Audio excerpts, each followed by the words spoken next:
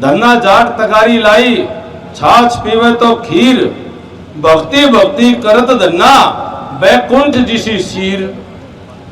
अभी सारी बात में धन्ना भगत जी का निचोड़ आ गया। मुझसे पूर्व के वक्ताओं ने उनके जीवन के कुछ बातें आपको बताई। भगत धन्ना जाट जी 1415 ईस्वी में पैदा होकर के सीधा साधा भोला भाला किसान और खेती मेहनत करता हुआ राजस्थान के टोंक जिले में और अपने परिवार का पेट पालने की कोशिश करता था। बहुत सादा आदमी था, इतना सादा था जिसे सारा किसान होया करे। भाई कृष्ण शौकन जी जाट धर्मशाला कुरुक्षेत्र के प्रधान, उनका भी स्वागत है। तो मैंने छोटा करना पड़ेगा क्यों, प्रोग्राम लंबा हो गया। शौकन साहब भी बोलेंगे। आओ प्रधान जी आओ।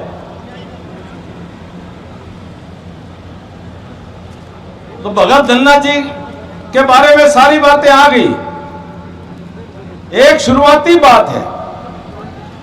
शुरुआती बात यह है कि वो अपने खेत में खेतीबाड़ी करते थे।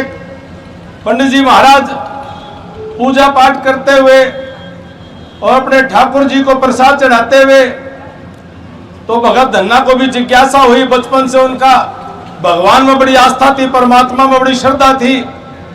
जैसे अपने किसान खेती में जब अपना हल चलाना शुरू करते हैं, जब बीज डालते हैं, तो भगवान से, परमात्मा से प्रार्थना करते हैं कि भगवान में बरसाइए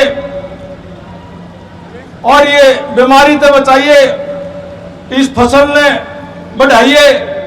और जब जाकर के वो अपने अपने तरीके से भगवान का नाम लेकर के और खेत में अपना काम और मेहनत करते। धन्ना जाट भी सीधा साधा भोला था। अब ये 600 साल, 625 साल पुरानी बात है। तो जब धन्ना भगत ने कहा अब ये किसान का हिस्सा है, और जब किसान के खेत में फसल पकती है, जब किसान उसमें मेहनत करता है, तो सारा सीरी साजी सब उसका सहायता सहयोग करते हैं। और किसान जब अपने अनाज पैदा करता है तो उसको अन्नदाता इसलिए कहा जाता है क्योंकि किसान जानता है कि इस अनाज और अन्न के ऊपर केवल मेरा हिस्सा नहीं, इसके ऊपर मुझे सारी बिरादरियों को उनकी ढेरी उनके हिसाब से देने की परंपरा पुरानी रही है। तो किसान के साथ तो पूरा संसार जुड़ा है, पूरा गांव जुड़ा है, पूरी 36 बिरादरी जुड़ी है।